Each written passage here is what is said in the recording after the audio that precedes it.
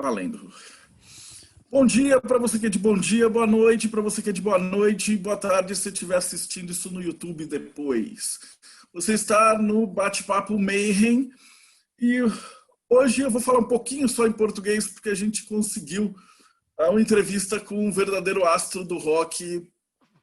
Eu tô nervoso pra caramba, mas vai dar tudo certo. Então, hoje a gente vai conversar com o autor dos 40 Servidores. É ele mesmo. Eu sei que você está esperando por isso por muito tempo, eu também. E ele é muito gente boa, a gente conversou um pouquinho antes de entrar e acho que vai dar tudo certo. So help us God. Hello, Tom Keller. How are you? I was just telling people that you are just like a rock star here in Brazil. So we are very nervous to interview you, but it will be okay.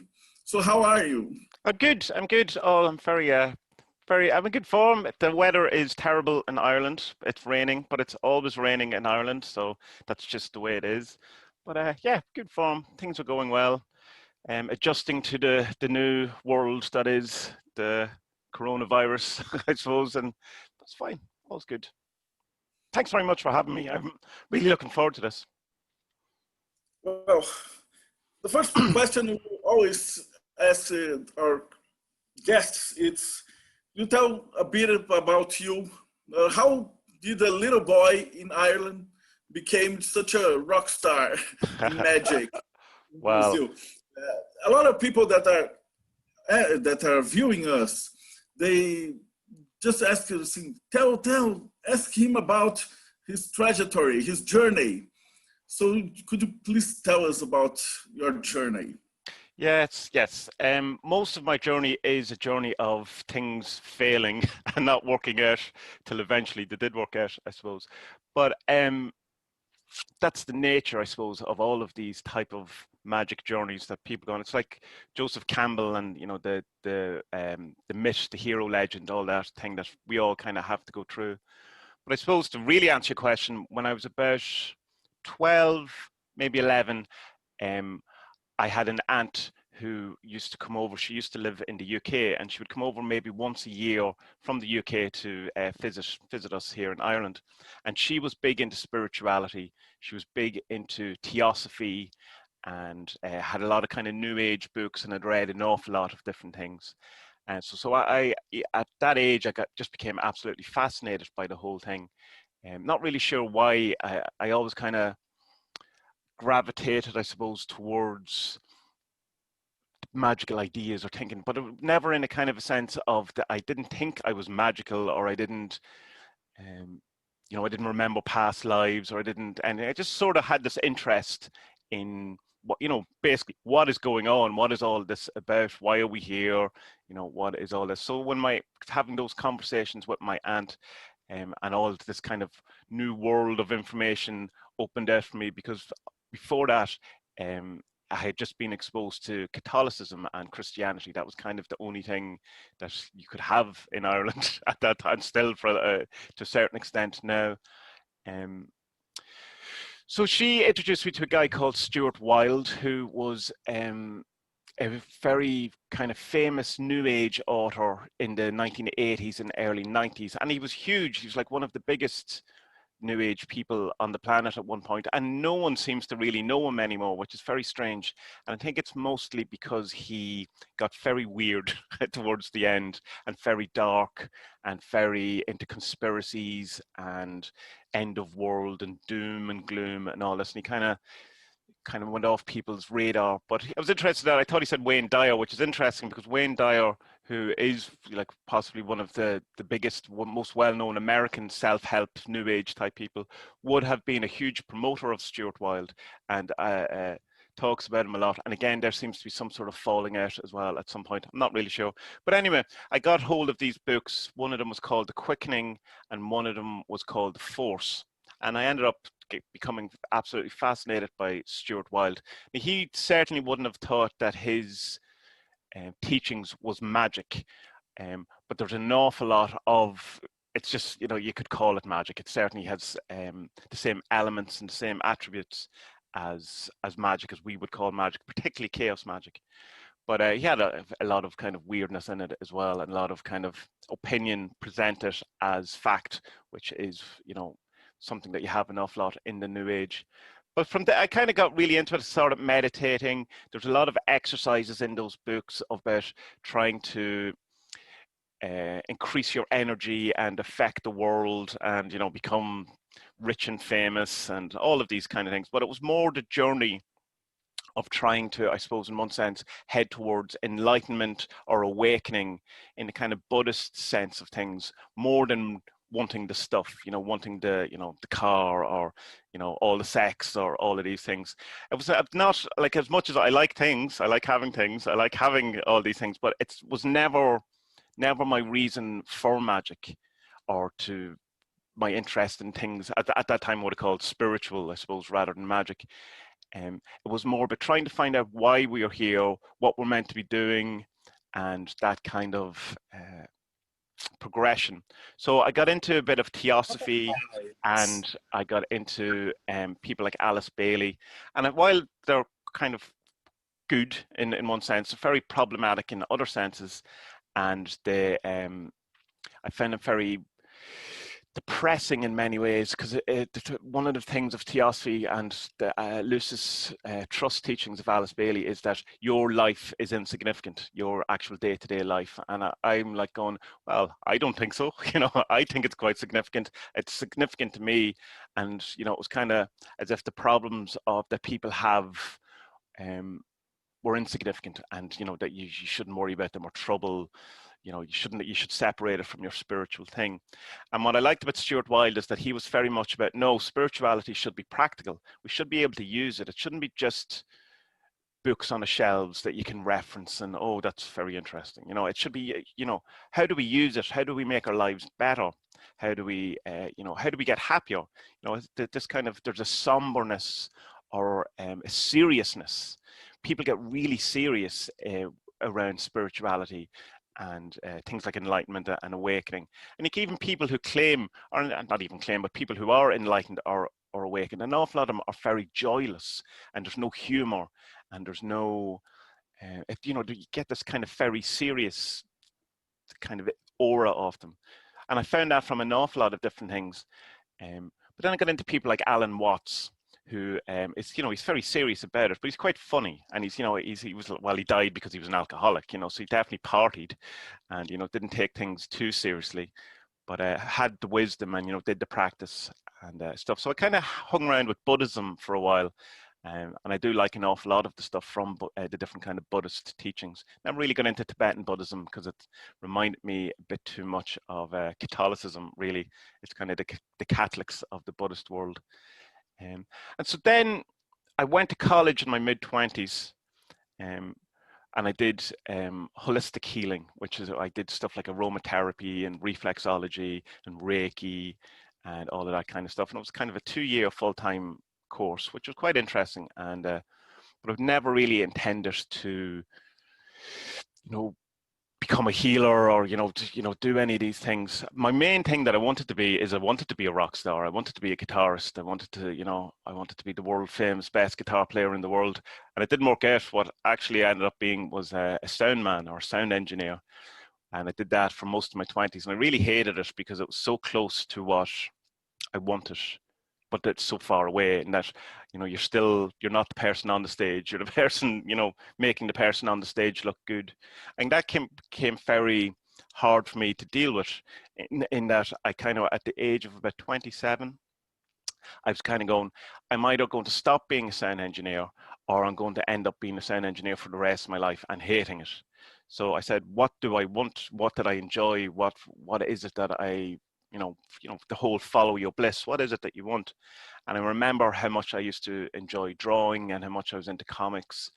And I just said, right, well, let's try that again. And so I started drawing again, and I hadn't drawn in 10 years, you know, maybe once or twice, but it was mostly no art at all for 10 years. So it took me a long while to kind of learn to draw again. And as soon as I kind of got a bit of a grip on it, I started doing comics. And I did comics for a number of years. I'm still doing comics, but I took a break at the end. And then I kind of took an entire break from all things magical and spiritual and all that. After the college, I kind of got very interested in, I would not quite Wiccan stuff, but in kind of pagan or earth-based religions, because I met a witch and she was kind of very interesting. But it never really resonated with me at all. It didn't feel, it felt close to the goal, but not it exactly. And it just kind of, I felt burnt. At that point, I was just totally burnt out by the whole thing. And I just decided that I was going to leave all that, those kind of ideas and those practices to aside for a while and see, you know, just try and work on my art for a while and not really try to, you know, wreck my head too much about the big questions of why am I here or what is this all about. And that was a couple of years in my early 30s.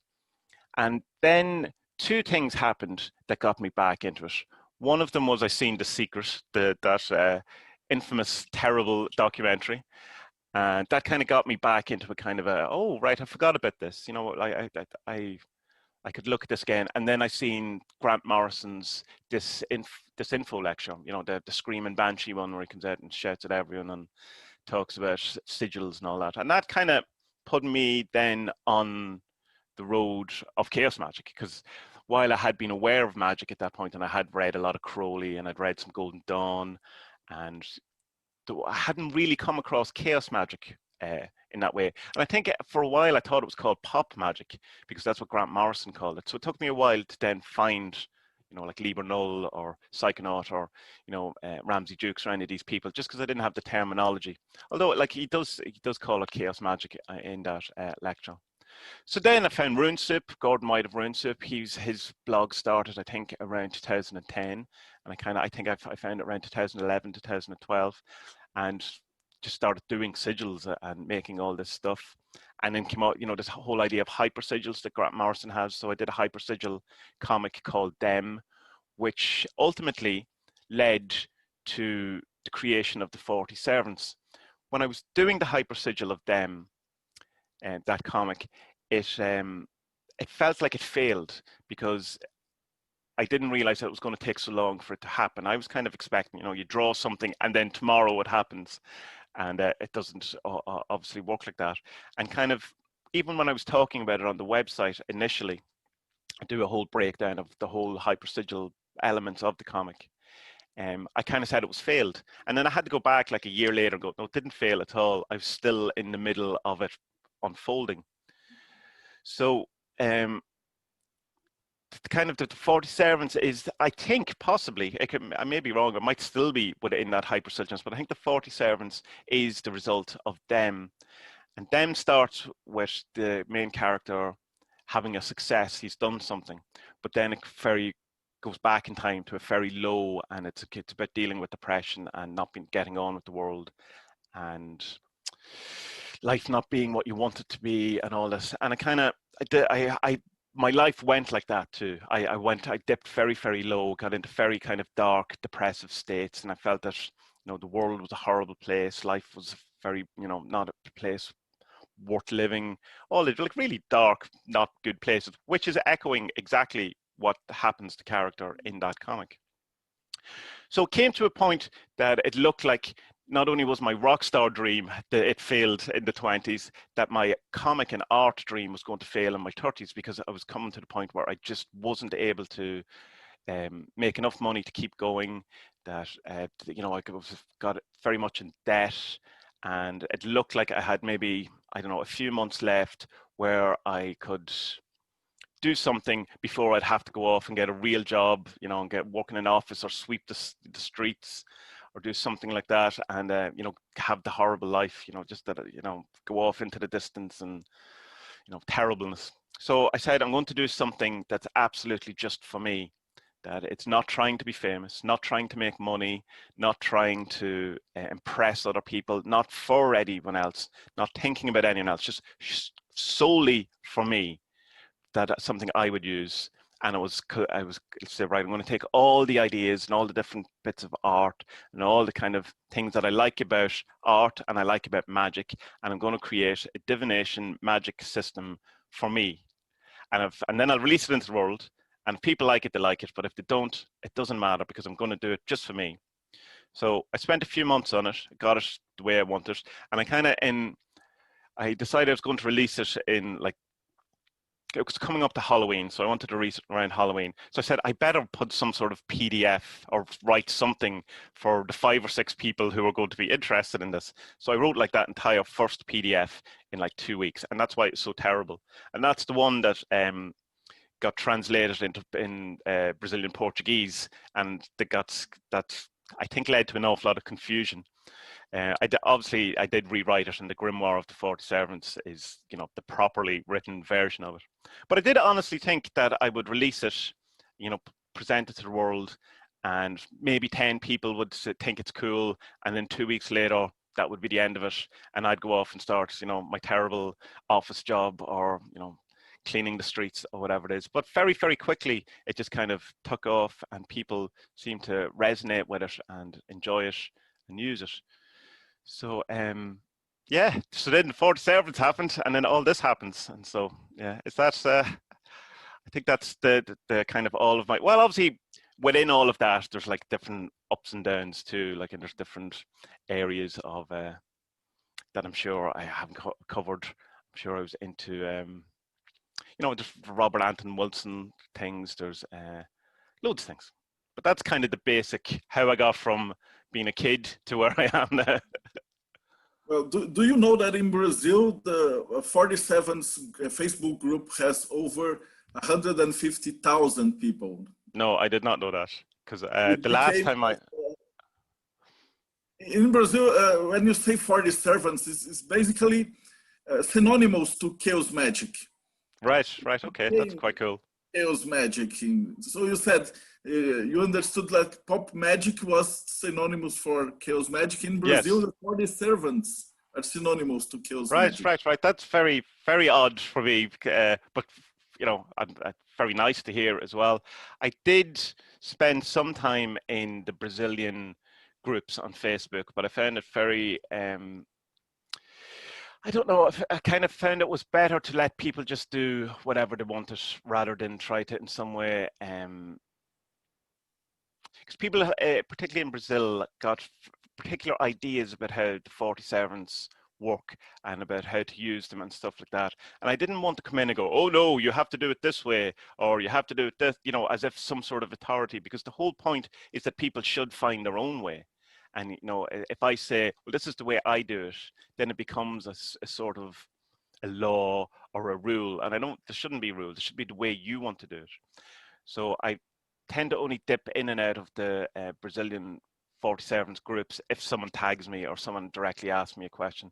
And besides, I think with as good as the auto translate is on Facebook, it's not that good. So I tend to miss a lot of the nuances of what people are saying, and that's not helpful, and likewise what I'm trying to express as well. But yeah, 100,000, that's crazy. Yes, no, it's huge, it's really huge. It's like a minor religion here.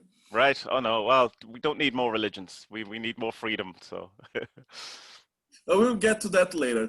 Yeah. The second question was, what is magic to you? What is your definition of magic? And as a second sub-question, what do you think chaos magic differs from traditional magic? There is a number of classical, I suppose, definitions of what magic is, going from things like Crowley's The Art and Science of, you know, change and conformity with will, or you have Alan Chapman added a bit to it where it's culture, where it's, you know, the culture element has to be brought into it, and, you know, there's plenty of different ones. Probability enhancement is one that comes up a lot. Gordon White kind of promotes that one. I kind of like the idea of getting lucky on purpose, but I've definitely stolen that from someone, but I don't know where it came from. For me, there's kind of two very distinct types of magic, if you want. Sometimes classed as high magic and low magic, but not always. And that kind of, people have different ideas about that as well. But you have kind of one set of magic, which is about getting things. You know, it's like doing, you know, doing magic to get your rent or to pay your mortgage or to, You know, it's magic to get a new car, to get a new girlfriend, to get a new boyfriend, to get your old boyfriend to love you again, or, you know, that kind of almost material-based, very earth-dominated magic, where it's about the stuff, getting the things, you know, making my life better, or getting more of what I want on a material level. And that's kind of, it's sometimes called low magic, and there is a kind of a, you know, sense that you know, it's, oh, that you know, that's not real magic, you know. But like, again, one of the things that I didn't enjoy about, say, Theosophy was this kind of insistence that life, your life, my life, our troubles aren't important. And I think they're very important. And I think to kind of have this thing that we have magic where we can kind of in some way take a bit of control, or feel we have some sort of control over the events in our life, I think it's very important to people. I think it's very useful, and I don't think it should be seen as something that's lesser in the kind of low high magic dichotomy. But having said that, the high magic element of it, or the other kind of element of magic, is the transformation of the, you know, of the person, the alchemy of starting with something terrible and ending up with something golden or something pure. You know, like the ascent from wretched man to, you know, a master of wisdom, or whatever kind of language you want to use, to a perfected man, you know. And kind of Gurdjieff talked about it, where we have this idea of mechanical man, where, you know, you're just people just going around doing stuff because it's just, you know, kind of like habit, you know. And you see that an awful lot of people. It's the thing that people confuse with the whole idea of NPCs, or non-player characters, which is a terrible idea, but I understand why people get it. But it's really easy to dehumanize people's suffering when you start pretending that some people aren't real. You know, it's like the very first kind of sign of the possible genocide in the future, when you start using language like NPC towards people's struggles. But Gurdjieff had this idea of mechanical man, that you have to kind of earn your soul. You're not kind of born with a soul, or you're not born with, you know, in an innate godliness or light or whatever, that it's something that you have to work on and earn and get towards. So I kind of like that idea. And it's so, that's why always the transformation or the transformative aspects of magic, I enjoy more. It seems more worthwhile in a sense, because you can get all the stuff you want. You can get the new car, you can get, you know, your ex-girlfriend to love you again. But if you're not any different, if you're not, you know, if you haven't evolved on the inside, what's the point of all that? You know, you're still the same person. And I just kind of, the high magic element is, you know, like your meditation, your ceremonial magic, I suppose, falls under that, where you're trying to increase your energy, you know, purify yourself, become better, become a kind of a greater being, a greater expression of who you are, to ultimately become an equivalent of some sort of, like, your holy guardian angel, in that kind of language, of your perfected person. In the sense of, like, in the 47s, it's the master, that's the goal, that's where we're, you know, you're aiming for. And I know it kind of has kind of a Christian feel to it in the 47s, but the Christ itself, that idea of Christos, or the Christ, is the perfected being. You know, it's just garbed in all of this guilt and shame within Christianity, which isn't helpful, but it's the same idea. So to me, that's what magic comes in, these kind of two elements, both very important, but with both very different goals, and not enough of the transformation, shadow work, working on yourself stuff gets talked about, because people, you know, are still very much concerned with, you know, not dying, with having shelter, with being able to eat, with, you know, having sex, or having wealth, or having fame or fortune. And, you know, we're kind of stuck in that a bit, and that's a lot to do with our culture and our society and modern life, and how, you know, people like Edward Bernays in the early 20th century manufactured, you know, the world that we live in now, where we're all kind of searching for our 15 minutes of fame, to be validated, you know, to be seen as, oh, well, I'm a real person now because other people have told me. And so if you only do the kind of low magic, material magic,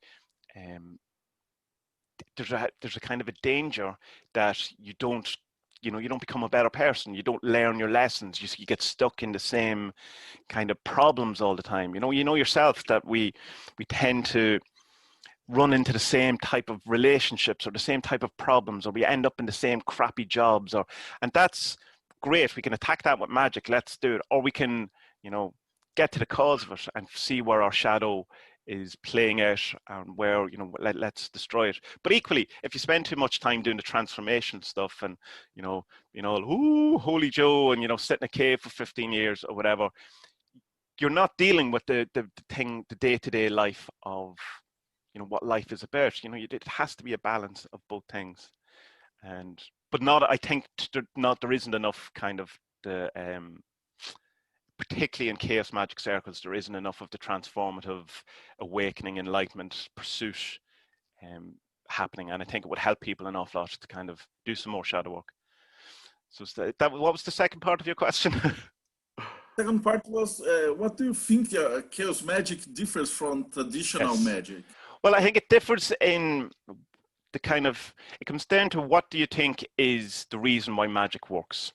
And traditional magic kind of believes, for the most part, that magic works because you ask a spirit to do something, or you have the grace of God, or you have some sort of authority over demons, or you know, a particular ingredient or materia is the thing that's magic, not the wizard themselves. It's the wizard gains power by having control over elements that are magical, the demons, the angels, the gods, the ingredients.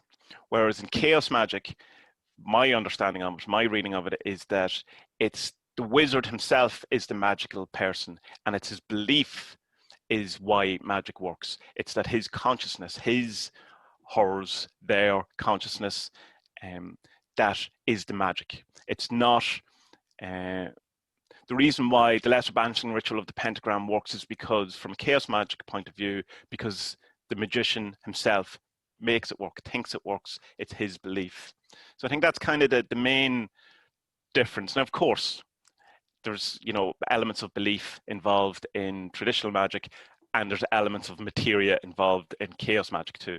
So it's not quite black and white. But I think that's kind of mostly the distinction, where traditional magic, the agency of magic is external to the wizard. In chaos magic, the agency of magic is internal to the magician, in my opinion. Well, the next question is about the 40 servants, because when I said I could get Tommie Kelly to give me an interview, and I have like 50 people say, asking about the creation process of the 40 servants. So next question is, how was the creation project and the process of creating the 47s? And how do you think it fits in the chaos magic system? Why is 40 and not 50 and not 35? Right. Well, there's an interesting and not probably that good of an answer. The reason why there's 40 servants is that on Gamecraft, which is where I got, whereas publishing and printing the things, you could have 40 cards in a box. So that's why there's 40, but not really equally. Originally it was 36, and then I moved it to 40. And the reason why 40, in hoodoo, you have this kind of idea of, you hear things like the 4 thieves, or you know, that kind of thing. And I like that idea. So I like the kind of the 40 servants, you know, kind of thing. And I was coming from having spent a lot of time with the runes, and I really liked the fact that with runes you had a divination system, but you also had a magical system. So each thing, each sigil had a divination quality, but it also had a use that you could use it for magic. Now, traditionally, it probably wasn't a divination system, and it's probably unlikely that it was also a magic system, but we have decided it is, and it works. So, but I like that kind of feel. And I also, like, say, with traditional tarot, when you have the major arcanas and you have the story, you know, the story of the fool going to the universe, but there's also the archetypes within that, and you can use each of these kind of representations of energy, say that the magician or the chariot or the high priestess, whatever, the emperor, as a way to invoke these energies into yourself, and to invoke a feeling of you know, what would it feel like to be, you know, the chariot, or, you know, to bust through your problems, or, you know, or courage, you know, that you could open the lion's head, all of this kind of things. So I loved all of that. But one thing I didn't like, I suppose, about magic and traditional magic is that there was an awful lot of, you had to work within systems. You know, you had to, if you were going to be working with demons, then you had to do, you know, exact stuff that it says in the Goetia. You know, you have to work within this kind of thing. And there was an awful lot of doors I felt were a bit closed to me, because say in voodoo, that, you know, you have to be a priest of voodoo, you know, to actually really work with these things properly in a respectful way. And whereas I was never going to do that, because number one, I'm, you know, a white Irish guy and have no right to be, you know, a priest of voodoo. But I also don't think that it should be completely kept away from me. Like, we're all, at the end of the day, while we have our different cultures and we have to be respectful of that, we're all humans, and we're all, you know, here on the one planet. So we're all one too. So I just found that if I could find a way to use the same ideas, the same energies, slightly the same forms, but in a way that was suitable for me, that would work for me, that would allow me entrance into those type of powers, or those type of archetypes. So that was one of the things I was coming to as well, that I wanted to have. And then from a very practical point of view, I went through all of my art that I had done from when I started doing art, and I kind of looked to see if there was stuff, if there was pictures or images that I could use for the 40 servants, or I could in some way augment or change or fit in. And it was because I wanted it to be a huge part of me. I wanted it to be every bit of it having an element from each different part of my life. And, you know, so there's bits from my comic, there's bits from loads of different kind of stuff that's not relevant to anyone else, just to me. But I wanted it to feel like it was a life's work, or the entirety of me up to this point had been put into this project. All of the different aspects of what I'd learned about magic, all the different aspects I'd learned about myself, all the different aspects I learned about art, and kind of put it all in together into something that very much, as I say, it was totally done very selfishly just for me. So it was imbued with all of my, in a sense, energy, so that it would be very familiar to me and become easy to use, and just, you know, feel like it was part of me, that it represented me, you know, and what I think magic is about, and how I view it, and how I'd like to, you know, to use it. So I think altogether it was 4 or 5 months it took to actually draw all the stuff, put it all together, and work out the different systems and the different kind of meanings.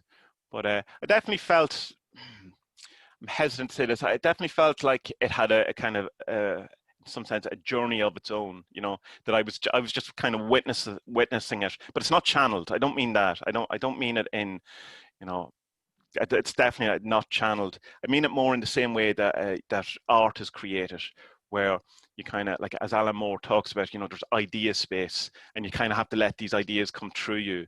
Again, it's not channeling. It's just it's a way. It's kind of a magic way of looking at the creative process. So I tried as much as possible, while I was still bringing as much as me into it as I could, like different aspects of my art, blah, blah, what I just said. I also wanted it to be what it wanted to be as well, like allow it to manifest in a way that seemed natural, rather than trying to force it into something. And it's interesting, because people always ask me, was there other servants, you know, that didn't make it? And there's not really. There was about 2, and they just didn't fit. It really just didn't work, and it just, you know, felt wrong. Not wrong, it didn't fit. So there wasn't a whole load of different ones that kind of didn't make the cut, you know. And it's interesting then, when I did put them all together, how they all fit together, how there's kind of a natural opposite to each card, and how to fit into the elements quite neatly as well. So yeah, mostly the most selfish magical act I have ever done, and possibly the most successful to date. So how did it fit into chaos magic? It fit into here's the problem. Here's the issue, which I see a lot of people, particularly in Brazil, around the 40 servants, is the 40 servants are not spirits. They're not, you know, they're not, and like, they're not saints. They're not physical entities in the way that you would approach saints and plead with them, please, you know, protect my daughter or whatever it is. They're ideas, they're archetypes, they're energies, they're within the magician. They're within you, they're within all of us, they're within life, all of these things. It's like archetypes in the sense of Jung. Jung has archetypes, rather than actual physical angels or demons or stuff like that. So from a chaos, the reason why it's chaos magic and not traditional magic is because of that. It's the belief, and it's the invoking of these ideas or these archetypes that gives the magician their power. So it's definitely that's my approach to it, and always has been, rather than seeing them as actual external, like there's no physicality to them. They're not kind of real beings, but like, and they're not quite Spider-Man either. Like they're not fictional characters. Like, but I mean, Spider-Man in a sense is a servitor. You know, it's like he's become like Spider-Man is more famous than any of us and will outlive all of us. And more people know Spider-Man than they do Tommy Kelly for sure, or most people. So in a sense, it goes that age-old question: is what is real? You know, it depends. It's the answer. Depends. You know, on your definition of real. Does that answer the question? Yeah, it's great. The question was that I got most of the time was there some servants that you didn't put because you wanted more, and was that a cut? Which was the first ones that you said, this, we're going to make it? The witch, the gatekeeper, and the saint. Who else was there? The healer. Yeah, they were the very first ones done, because they were done before I knew knew they were going to be a deck. I had just done them as kind of altar cards, had, you know, as just servitors. I did, you know, like as things before I went, oh no, hold on, there's 40 of them. So they were the very early ones. The Carnal is from a comic from 2011. So that art has been around a good while. The Protector. The ones that didn't make it, for people who want to know, one of them was called the Loyal, and it was a dog, and it didn't fit. It didn't feel needed. And the other one was the Divinator, and I went, well, it really is not needed. You don't need a card about, you know, like a divination card about divination. And then there was kind of other ideas of Father had slightly different artwork, which I didn't like, and at one point, rather than it being the planet just as one card, it was going to do like the 7 classical planets, and that just felt completely wrong. But I never even got to, I think Mercury was done, that was it, and it became kind of turned into the planet. But yeah, there wasn't a host of other ones that got finished. Because they have an equilibrium. I went to your site, the 40 servants comparison, and you have some of air, the earth, and yeah. some purpose. It seems on purpose. No, it's not. No, not at all. It's only. I only realized that they worked like that when I was putting that table together, and I was kind of go, oh, maybe I'll be able to squeeze them in, and I went, no, they all seem to fit quite nicely into their thing. So that's nice. That's nice when that happens. That's that kind of synchronicity, or there's a bit of magic to that. That, you know, it was a kind of an acknowledgement that I picked the right 40 to be in it. Yes. You know? Yeah. Yes, it was this what you said about Grant Morrison in the Hyper Sigil. Yes. When you were putting the 40 servants in your life, changed and everything fits in a hurricane, and then it's plum. That's it. Yeah. But that's it. That's how magic seems to work. It seems to work through those kind of synchronicities, or that kind of people say that there's this idea, and it comes from Joseph Campbell, that, you know, you should follow your bliss. And once you follow your bliss, everything just becomes super easy, and you know, the universe has your back and doors open. And I don't think that's true, really, because I don't know anyone who that really happens to. I think it's a bit like the idea of true will in Tlima, or, you know, in many different things, but kind of mostly known from Aleister Crowley. It's the thing that you have to do, you know, and it's it's the thing you're here for. It doesn't mean the thing that's easy to do. It doesn't mean it's the thing that's going to make you famous. Doesn't mean that it's going to be the thing that make you wealthy. It'll probably bring an awful lot of hardship because there'll be challenges and problems. But it's the thing that you can't not do, that you just have this kind of calling or urge to do. But I think the thing where it kind of goes where doors open to you and stuff like that, I think it's kind of in hindsight where you know you're on the right track when you start seeing things like when your creation perfectly fits into the four elements, you know, and you went, oh, I didn't plan that. But Alan Moore talks about that when he was doing Watchmen, where he had so much planned out and worked out and, you know, had the whole story and plot line. And then he started noticing things in it that he hadn't necessarily meant, but were totally right. You know, fitted, made the story better. And he's like going, where did that come from? Because it's a bit too perfect to have just been an accident. So it's that kind of thing. If you start seeing, oh, that fit in a little too good, so I'm on the right track. So yeah, I tend to think people can get a bit, and certainly I got a bit disheartened when my life didn't get any easier because of magic, because it started, in a sense, it got a bit harder, but you were, I suppose, more aware of you were doing the right thing, if that makes sense. Well, I have a question for Caio Chagas. It says, why servants and not something else? Do you see this archetype something that should serve the magician? It's paradigmatic statement.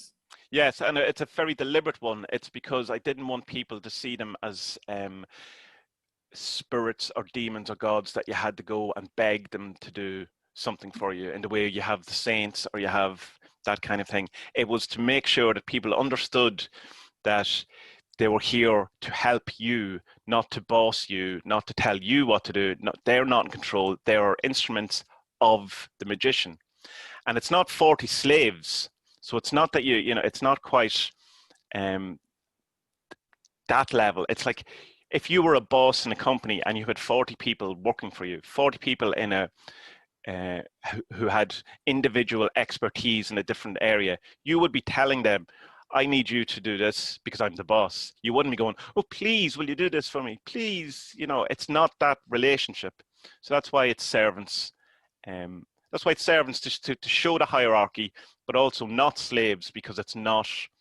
It's an employer-employee relationship where people are treated fairly, but that there is a hierarchy.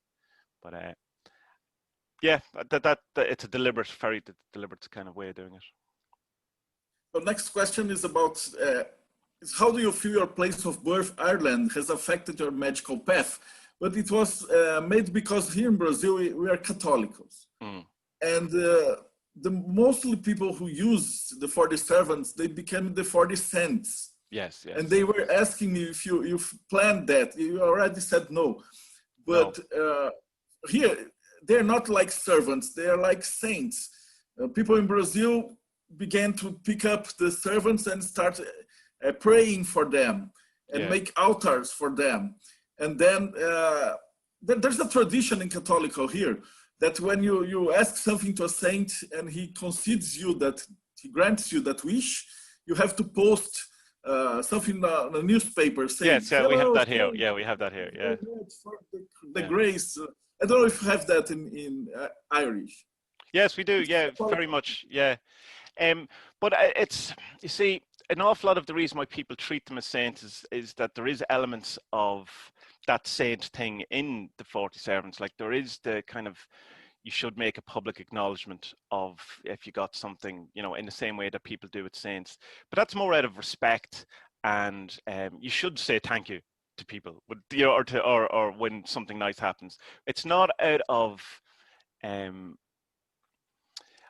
obligation, or that's, it's like if you got the thing and you don't say thanks, it's about good manners rather than you're going to get punished or you're going to in some way be as if you're going to annoy the servant or something like that, because again, they're not people, they're ideas. And so you can't really offend the idea of courage, because how could you offend courage? It's beyond any sort of offense. But when you feel courage, the kind of thank you for having felt it is the acknowledgement of it, and that you can go, well, I can do this again. Look, this happened. It's like a building up, rather than, you know, the feeling that if I don't thank them, something bad is going to happen.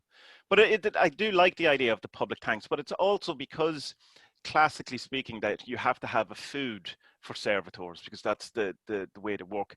I have it set that they feed on attention. And the reason why I did that is because it seems the most realistic way that anything could survive is that if you give it attention.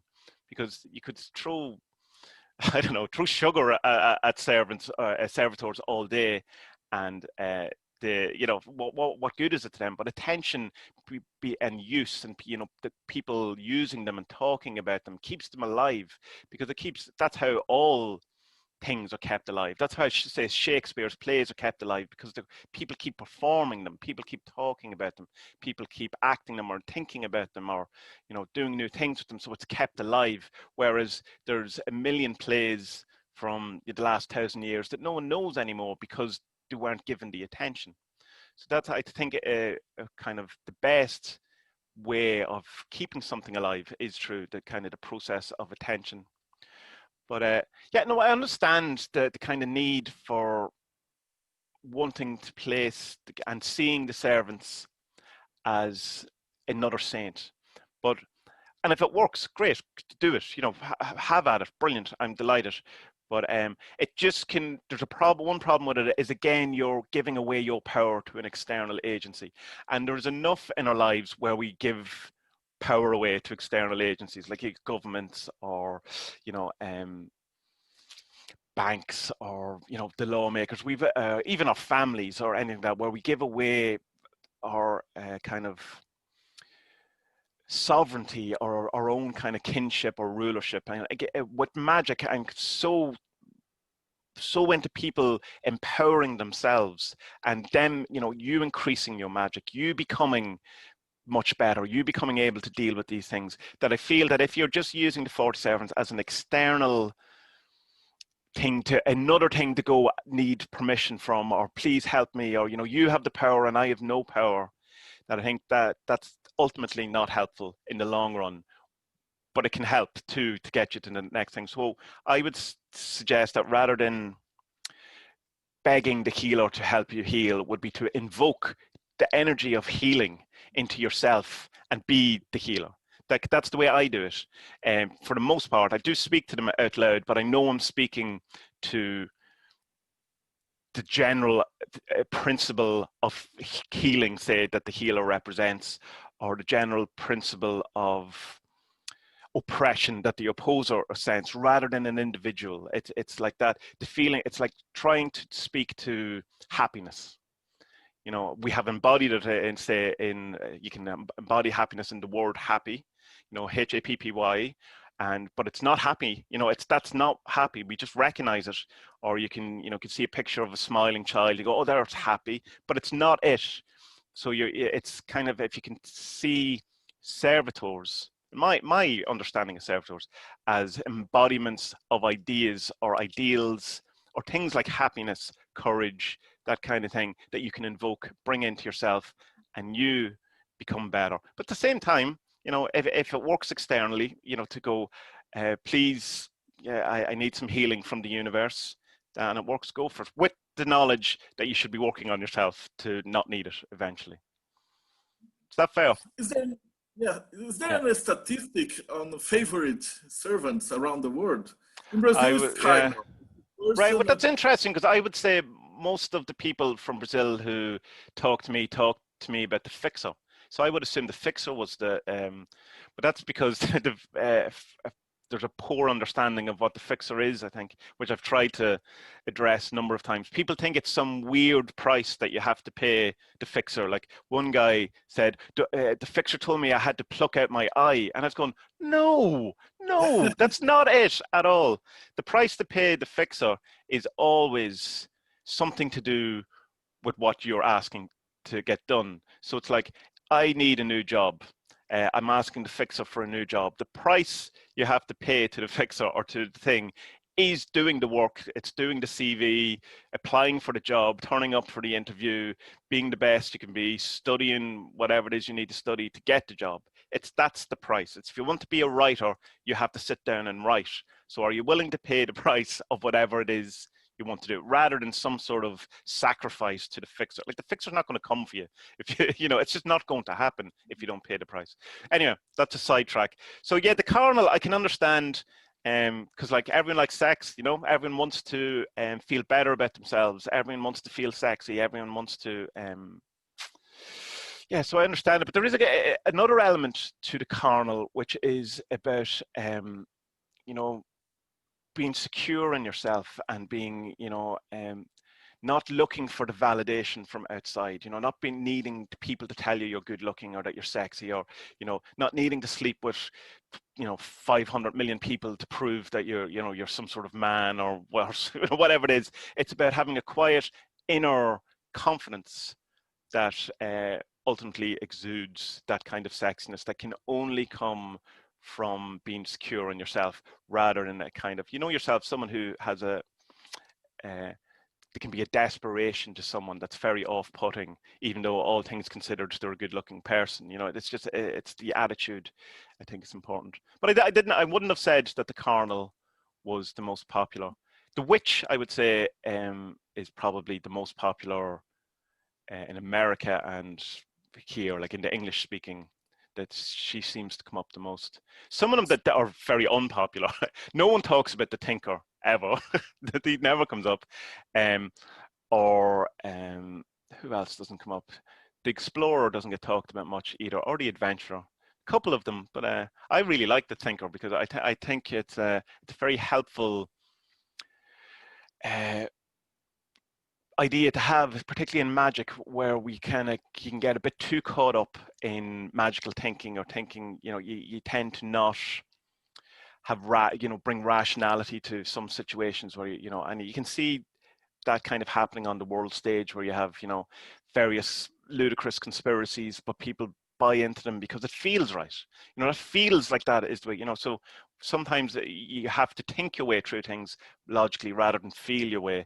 And as magicians, I think and you know, it has worked for us, we tend to overplay possibly intuition, and you know, we invoke the seer a bit too much, and not the thinker enough. But you know, we need both. We definitely need both. But it is one that I notice that people tend to not like. In Brazil, the fixer is like an issue. Are you familiar with the Umbanda and Candomblé religions? It's kind of I vaguely.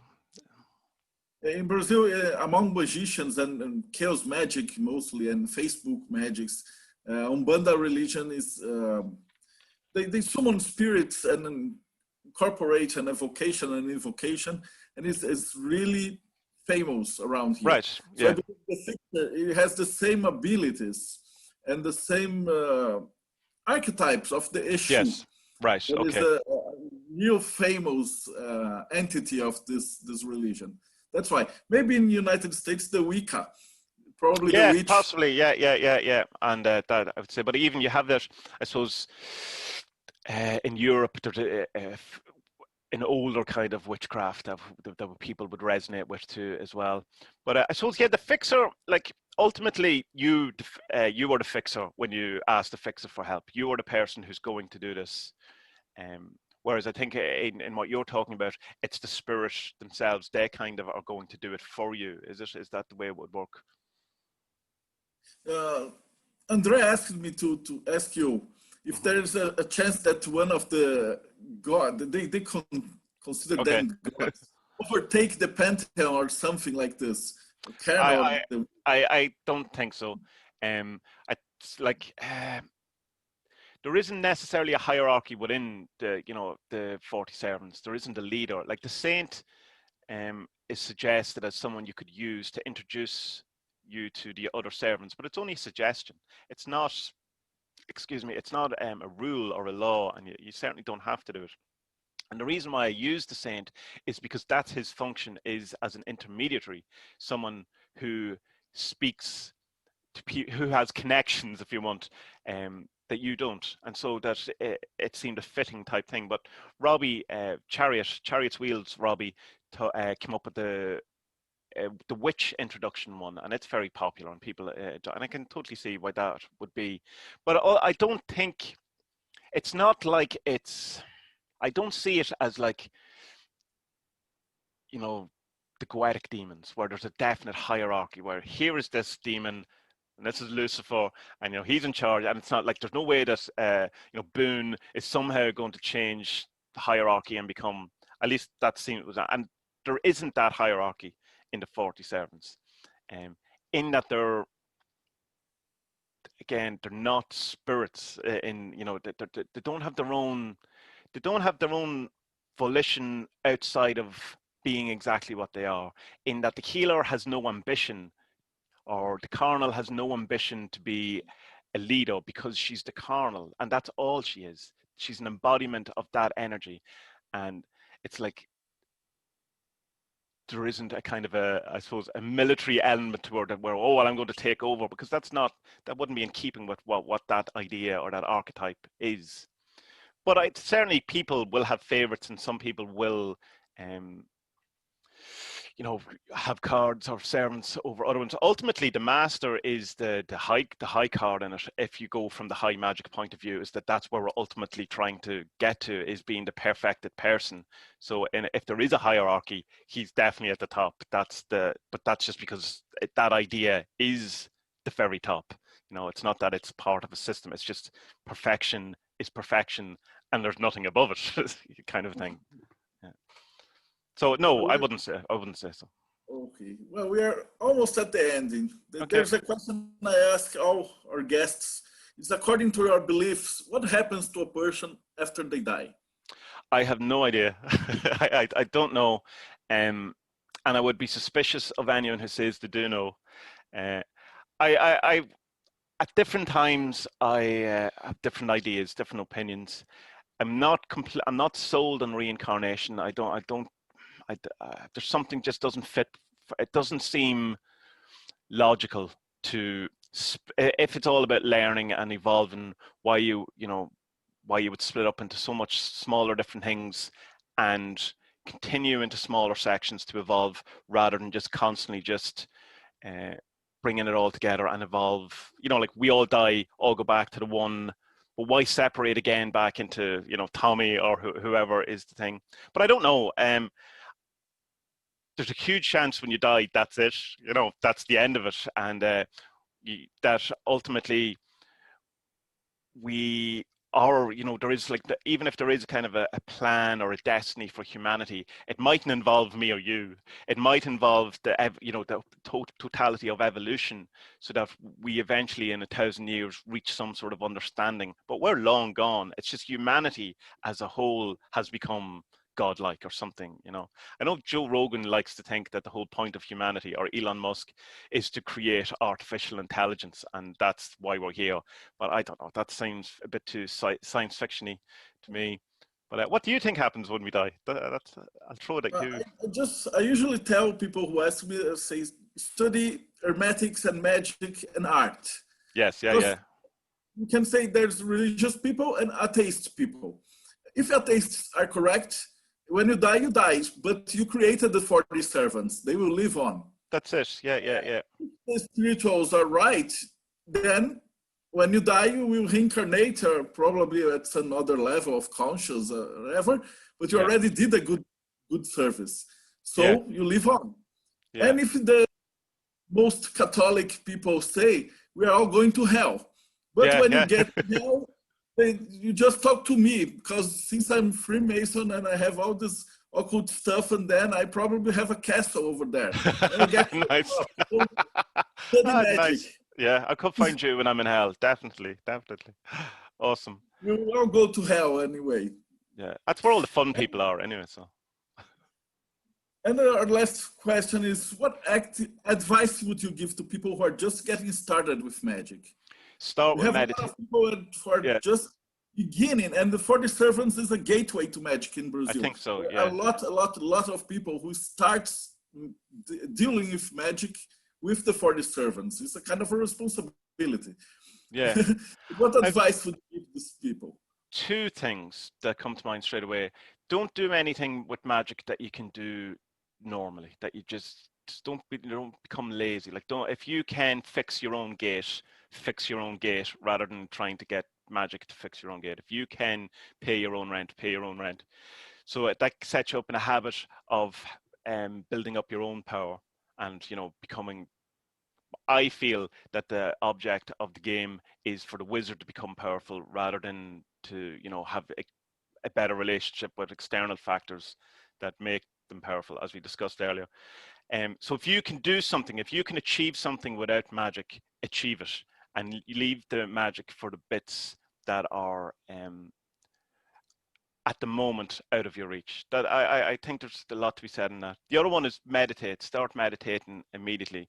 Meditation will add more to your practice than anything else, and you are going to spend an awful lot of time hating it, not enjoying it, thinking it's useless, but ultimately it will serve you, and it'll only increase your magical ability, and it'll improve your life, and it'll improve your health, and certainly your mental health. Anything else? Yeah, don't be afraid of magic too. Like, I mean, like as Gordon White says as well, like, I mean, you know, do sigils and try these things because it's free. You know, I mean, it's not costing you money to make sigils, so you can do all little experiments and do things that are fun. You know, don't be serious about magic. Don't only think that you know, do some sigils just to increase your happiness. Do some sigils to increase joy. You know, some, you know, funny things. Meet strange characters. You know, all of this. Make your life a bit more interesting. Re-enchant your life, and, you know, see your entire life as a magical experience, and decide that it's magical, and then behave and act as if it is. And you'll find that will be echoed back to you, because that's how we work. What we believe and what we choose to believe, we start coloring the world around us. So if you see the world as an inherently negative, terrible place, you're definitely going to see it because it's there. But if you see it as a mostly loving place and people are loving, you're going to see an awful lot more loving people. You're going to see an awful lot more good acts, you know, and you'll be a bit more open to seeing that. So if you see the world as magical and you decide that it's magical, you're going to see an awful lot more magic. And Anton LaVey talks about that in his Satanic Rules, number 8, I believe, where he says that if you get something from magic, if something, you know, you've done some magic and you get the thing you want, always acknowledge that it happened because of magic, or else it'll be taken away from you. And what I think he's saying there is that it's not that the physical thing will be taken away from you. Like, say you did magic and you get a car. It's not that someone's going to come and take your car, but the magic is going to be taken away from you, because you'll start rationalizing it. You'll start going, oh, well, no, that wasn't magic. And you become disenchanted. So it's that the magic is taken away from you. So if you do something by magic, always, no matter what way it works out, always say, that was the magic work. That's happened. Even if it seems that it was a very mundane reason you got the thing in the end. You did something, you did magic to get something and you got it. Therefore, accept the magic. And that's really, I suppose, if meditation, accept the magic, and do as much as you can by yourself without become reliant, and try to build up your own power as the magician, as the wizard. Work on yourself more than look to external spirits, demons, angels, people, institutions, whatever, to do things for you. Do as much as you can yourself and work on yourself. That's my goal. And how can our listeners find more about you and your work? And all that he's saying is going to be down here, yes, in the description. The best place, I suppose, is just to go to adventuresinwoowoo.com. All of my other links are there, but I'm easy to find. I'm on Facebook, I'm on Twitter, I'm on Discord, I'm on Reddit, I'm everywhere. It's hard not to find me. It'd be, if people want to find me, I'm easy to find. And I have the email address and all of that's on the website as well. So anything, any way you can send a pigeon and you'll probably find me. Well, Tommie, thank you very, very much for Thank you very much. I really enjoed that. Really enjoyed it. I will just say goodbye to people here and then I will talk to you. Então, se você acompanhou a gente até aqui, Isso deve estar traduzido, deve estar legendado, se tudo der certo. E deixa o seu like, deixa o seu seguir, o sininho e todas essas coisas aí de Facebook, de YouTube. E a gente se vê no próximo bate-papo Mayhem.